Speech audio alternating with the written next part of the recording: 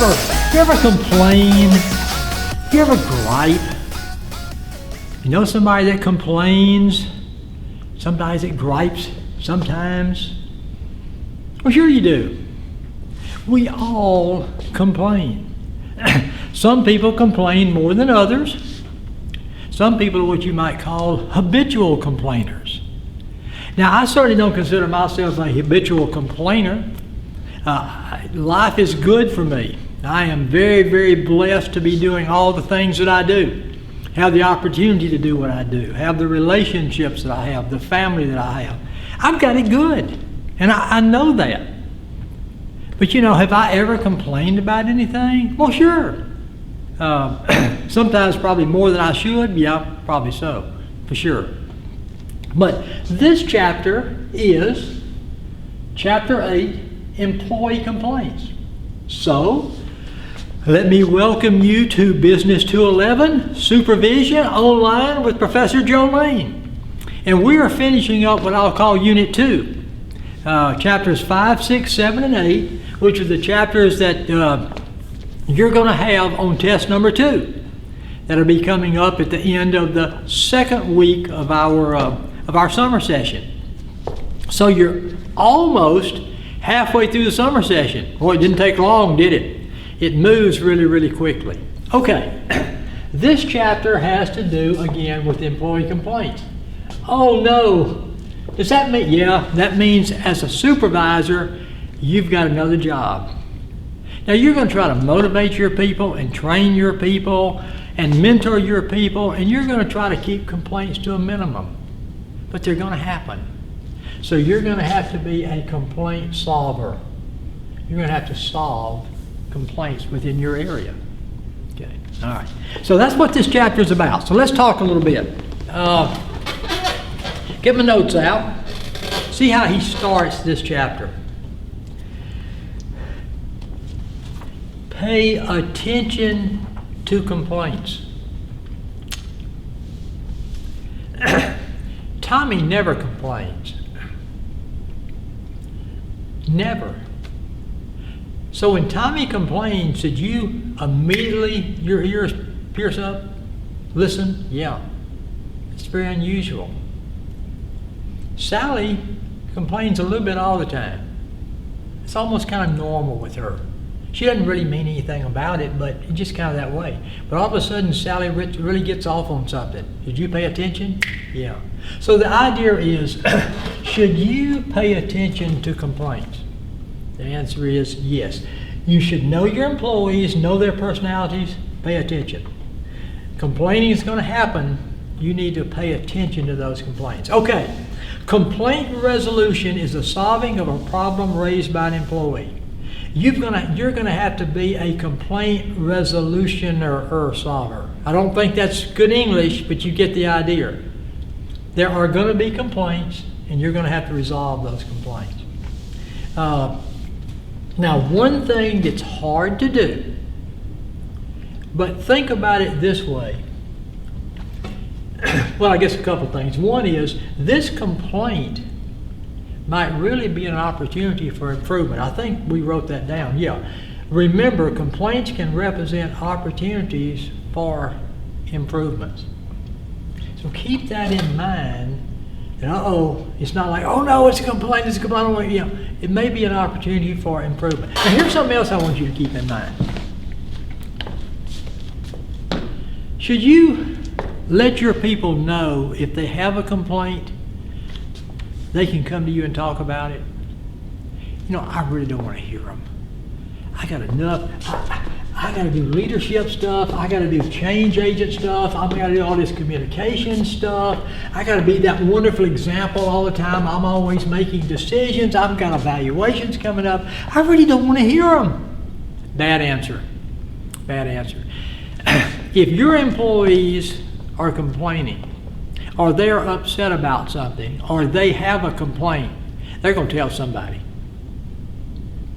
It may be their next door neighbor. It may be their next door employee who then gets all upset. They're going to, so here's the idea. If somebody has a complaint,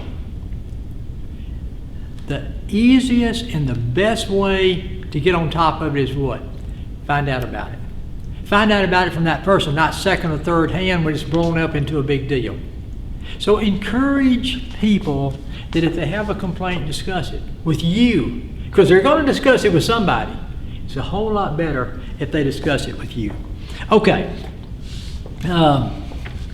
He mentioned something else here that I think sometimes, a lot of times, maybe even most times, you can solve a complaint by listening to it. What? Just listen.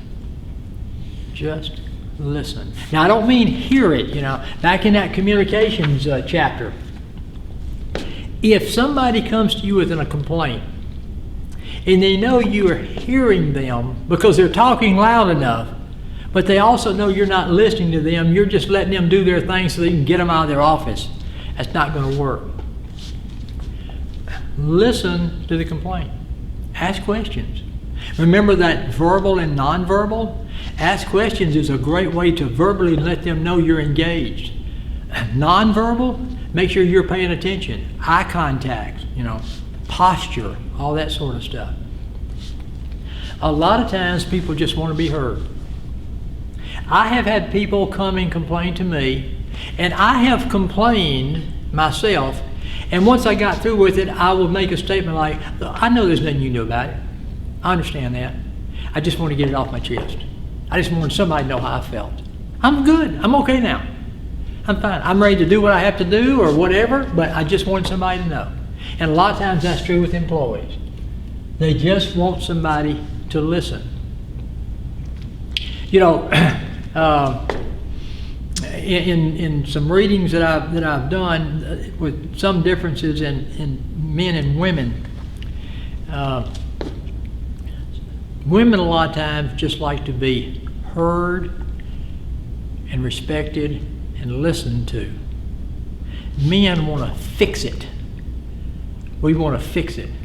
Somebody comes in, my wife comes in with something she wants to tell me about, and before she even gets started, it's like, here's how we can fix that. Here's how we can do this. 1, 2, 3, 4, 5. She didn't want me to give her a 1, 2, 3, 4, 5 on how to fix it. She just wanted me to listen.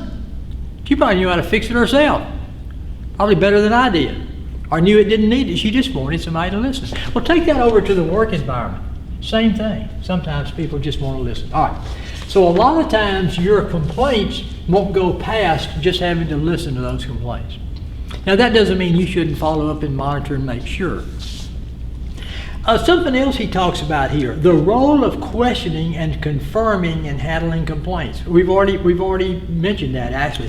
Look at what it says. Ask questions for clarifications. Ask questions to clear up inconsistencies. Ask questions to get complete information. Ask questions as to what you want me to do. That's always a good question. What would you like me to do about it? Now don't say it the wrong way. Remember that verbal and nonverbal?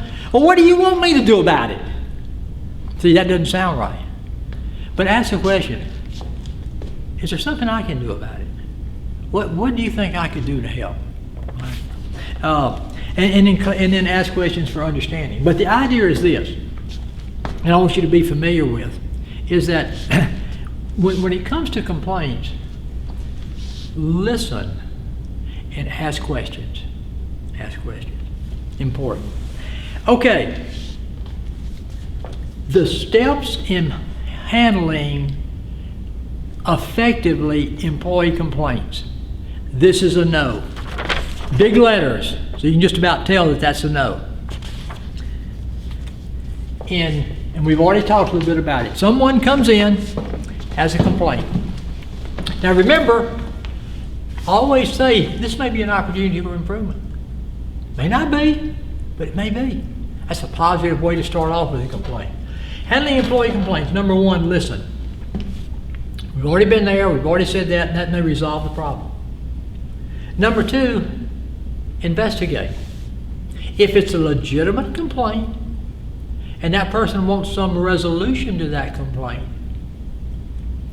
no matter how well they lay it out, they come in and they complain about Joe, and they tell you some stuff about Joe, and When they get through, you know that it is a legitimate complaint. And they finish and you say, well, I'm just really disappointed in Joe. That's really a shame. However, you ever heard the thing, there's two sides to most stories? I'm telling the story the way I want to tell it to get across the points that I want to get across the way I want to get them across. There's another side of that story too. So when you're looking at complaints, it's kind of like decision making, gather information. Make sure you investigate the complaint thoroughly. Investigate the complaint thoroughly. So number 2, investigate. Every story has two sides.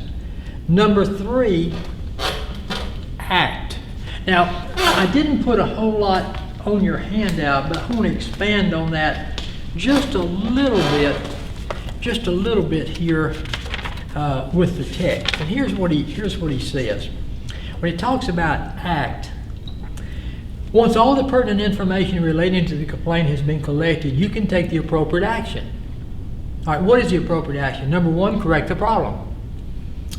There's a complaint, you investigate, you correct it, done. Number 2, work with higher management to have the problem corrected. This may be a complaint that's not just your department, it's a complaint that involves more than just you or your department. Then work with higher management, others, to resolve the complaint company-wide or plant-wise or whatever it might be. Number 3, hold the situation in abeyance while collecting additional information. Sometimes you can't do anything right now. You've investigated, but you need additional information. So just gonna put it on hold until you get it, that additional information. That doesn't mean you forget about it, but you get additional information before you do anything. Number 4, take no action. Sometimes the complaint requires no action. You investigate it thoroughly. It wasn't what it was said to be. No action is required. Now, number 4, report. Report to whom? Now, I know how much y'all love me reading out of the book, so I try not to do that very much, but a few times. It is important to report on the status of a complaint to keep the complaining employee fully informed as to what has been done, will be done, or will not be done. Reporting is easy when you can say the problem has been solved or will be solved. However, it can be difficult when you are forced to say that you do not intend to take any action. When this is the case, it is important to deliver the bad news in a way that does not damage the employee's morale or the supervisor-employee relationship. One way to do this is to put the employee's complaint in the context of the goals and the overall good of the organization. It is also important to thank employees for bringing complaints to your attention and to encourage them to do so in the future. Okay, all that's saying is this. You should keep the person that's informed, that brought you the complaint, informed. Now that doesn't mean you have to report to them every hour, but just keep them informed, until the complaint is resolved, however it's going to be resolved. If the complaint follows up with, you've solved the problem, that's fine. Then it's done. If that complaint has to go up to higher management for a resolution there, let that employee know. If there's going to be a delay in resolving that until additional information is gathered, it may be legal information or whatever information, let the employee know, and then whenever it is resolved, tell them what the resolution is. If you're going to take no action, then the employee, you need to let the employee know that no action, and tell them why. Now, the employee may not like it. Remember, I told you as a supervisor, you're not always going to be liked. Your goal is not to keep everybody happy with you. Your goal is to keep everybody respecting you. So if you go through a complaint process and you come to the idea that there's no action, the employee may not like it. But if you've been fair and consistent and those things that we talked about before, the employee may say, well, I don't think that's right. But Fred's always honest. He seems like he's done a good job, and I just guess I'll have to live with it. Okay, that's the idea. And then the next step is follow-up. Make sure that based upon whatever decision was made, things are moving forward as they should after the complaint is resolved. So I would know the 5 steps in handling employee complaints. Listen, investigate, act, report, and follow up. Maybe be able to say a half a sentence about each one as far as what those different things mean. Okay. This is really, really, really important. Now I would say this. When it comes to handling complaints, now this is just kind of throw this out as extra. Your human resource department may have some very specific things as it relates to handling employee complaints. So make sure that you are in tune with the policies and procedures of your company as you are doing complaint resolution. But the complaint resolution is going to normally follow these 5 steps that I want you to be familiar with. Habitual complainers. Some people complain all the time. Now, in a place one of the places I used to work, we had an employee there, good employee, had a very responsible, as an employee, had a very responsible job and did an excellent job. But she complained a little bit all the time. I kind of mentioned that earlier. Now, she may have been complaining about her job. It may have been her husband, her son, the economy, politics, the weather. I mean, it doesn't matter. But she always was going to complain about something. It just kind of kept her going. It was kind of her motivation. I've never heard of that, because it's like complaint motivation, okay? But that's just kind of the way she was. She was one of those people, if she was complaining a little bit, I didn't pay much attention. As a matter of fact, those of us that, there would people come by to see her, I'd go by, if I went by her desk or something, I'd say, well, what's bothering you today, so-and-so? And she just kind of, I didn't call her so-and-so, I called her by her name. But she just kind of laughed. Say, well, it's always something. So I didn't have a problem with that. But if it ever spiked, this is the level of complaint for a lot of people. There's really no complaints. And if it spikes at all, then you have to pay attention. With this person, they were already at this level all the time, but if it spiked from there, you had to pay attention. So even though this person was a habitual complainer, she was an absolute no problem habitual complainer, because it was just her nature. And people didn't really pay much attention to it. Now, obviously, if there's anything beyond that, I would address it as I would with anybody. But there are those habitual complainers that really are problematic. They're in your office, they're in your face all the time with a problem. And as soon as you solve one problem, they'll find you another problem. Because nothing is ever like it should be. If they were a boss, they would do so-and-so. Well, they wouldn't let so. That's a habitual complainer. He says there's 2 or 3 things that you can do with the habitual complainers. First of all, avoid frustration. You say, well, that's easier said than done. That's true, but let me tell you, if they know they're getting to you, it just makes them want to do it all the more. Don't let them know they're getting to you. Even if they're getting under your skin, don't let them know. Don't let them know.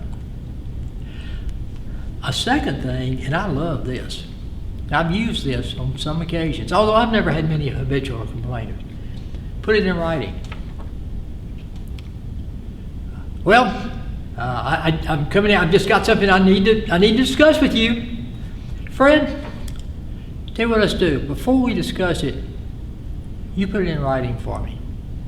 You tell me what the complaint is, who the complaint's about, what they did, and your idea to resolve it. Put that in writing with me and bring that when we talk about it. Really? Yeah. Well, I just need it. No. Fred, I'll be glad to discuss it with you. I really will, because you're always welcome to come. But I want it in writing first, and I'll have you to make me a copy of it so I can have it as we talk about it. It won't take but just Fred. I'm willing to discuss it. Just get it in writing, put down the things I've asked you to put down, and we'll do it. Now, there's a couple of problems Fred has. Number one is, if Fred puts down something that's not true, he's in trouble. Number two, he's got to come up with some solutions. And number three, he's already got the idea that every time he comes into your office now, you're going to have him do that. That's right. So maybe it's just gotten where it's just too hard to complain all the time. He's going to want me to put it in writing. He's going to want me to name names. And, I'm just trying to stir things, you see? So that's not a bad idea. Now, I'm not saying that every time somebody walks in and says, hey, I have a complaint, put it in writing. I'm not saying that. Normally, that's not the thing to do. But sometimes with these habitual complainers, or if it is, an extraordinarily different situation, but especially with these habitual complainers, have them put it in writing. Number 3, confront with the facts. Well, you just need to know that Jolene came in at 9 o'clock this morning, and we're supposed to be working at 8 o'clock. He was an hour late. No, he wasn't. Yeah, I saw him coming in at 9 o'clock. No, he wasn't late. You're wrong. I forgot whose name I used. I asked Tom to go by and do something at this and this place, and then come in to work after he'd done that. Well, I didn't know that. You weren't supposed to know that. That was something I asked Tom to do. It's not your job to determine what time Tom comes in or not. Is that understood? You see? Woo! Confront them with the facts. Yeah. Well, what I found out was so-and-so said, that's not true. Oh, yeah, no, it's not. That's not true. That's not a true statement. Let me tell you the truth on this. If you're going to come in, make sure you have your facts. See, this tells something, a habitual complaint or something else. I got the facts. I had somebody that I worked with a number of years ago. We were in different areas, so I was not his employee, he was not my employee. We both I was the CFO and they had an entirely different job. But I learned something real quick. If he ever asked you a question, he knew the answer. He already knew the answer, 99% of the time. And he was just checking to see if you did. And if you didn't, or you gave him the wrong answer, he would take advantage of that with you. Because one time, he asked me a question. And I gave him an answer that I thought might be right, but I wasn't sure. And he said to me, are you sure? You might better check that out. He just kind of wanted to get one-upped on me, because when a CFO, if he needed something, he wanted to kind of have that maybe I better do it for him because sort of thing. But I learned real quickly from that encounter. It was a good lesson. If he were to ask me, and I didn't see him very often, but when I did, if he asked me something, if I didn't know, I'd say, I don't know. Not something that's come across my desk, not something that I've had any dealings with, so I don't know about that. But if I answered him in a particular way, I knew what I was talking about. Okay. All right, anyway, I belabored that way too much. But I'll tell you what I would do. I would be familiar with the fact that one of the things you can do with habitual complainers is have them put that complaint in writing. Kind of a neat technique. One little area he talks about here, kind of at the end, is complaints about wages. You may get this sometimes. Somebody comes in and says, I've been here longer than so-and-so's been here. I work harder than they do, and they make more money than I do, and I want to know why.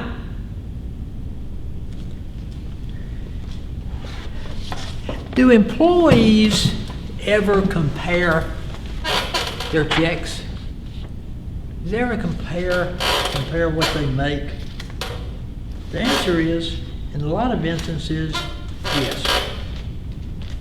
And when I was in the school business, well, I'm in the school business now, but when I was in elementary and secondary education as a CFO, assistant superintendent type position, handling complaints about employees. Wages are likely to be a common source of complaints in any company. Two people will get their checks. some reason, I see their check. Their check is more than my check. And I know I'm a better employee than they are. And I can't believe it. So I go off to the payroll supervisor, or I go off to somebody, and I want to complain about, I'm Joe, and in this case I'll keep my names right. This is Tom. I want to complain about the fact that Tom makes more money than me, and it's not right. Okay, let's look at some things he says about handling complaints about wages. Number one, do not allow employees to draw you into comparison debates. Over my course, the payroll, director of payroll would normally field those kind of questions if it came up. If that person wasn't satisfied, they would send them to me. It didn't happen very often because the person that was the head of the payroll was very, very good at resolving any kind of pay type conflicts. But they would send, so every once in a while I'd get one to come to me. Well, I want to talk to you about, Tom, I'm not going to talk to you about Tom. I'll talk to you about you and your salary and let you know, to make sure you understand what you make and how you make and that sort of thing. But I'm not going to talk to you about Tom. Tom, that's private. If Tom wants to talk to you about what he makes, that's fine, but I'm not going to. I'll talk to you about what you make. And then I would sit down and I'd talk to them about their salary. I'd say, okay, let's look at your paycheck here. Let's go over it. And you know what they're doing. You already know what you're doing, right? They're comparing net pay. They never compare gross. They compare the net pay, the amount you're going to put in the bank. All right. And I'd say, okay, now let's see on taxes here. You're claiming only one exemption, is that right? Yeah, that's right. Well, taxes, how much you claim or how many exemptions you claim does have effect how much we take out for tax. Oh, yeah. You're participating in a 403B, which is educational side of a 401k. You're having some money come out for your, that's good. That's good, Tom. That's a good thing. You have a garnishment here. See, we're having that garnishment. And all of a sudden, Tom gets to realize, wait a minute. What you have deducted before the net has a lot to do with what your net's going to be. The light kind of comes on. Yeah, that's right. And so the way we would normally resolve those sort of things is make sure that Tom realized that his pay was correct. And normally in making sure that his pay was correct, he understood why there could be a difference. Because net can be affected by a lot of things. So when it comes to payroll things, talk to that person about their pay. Do not let them get you into a comparison with somebody else.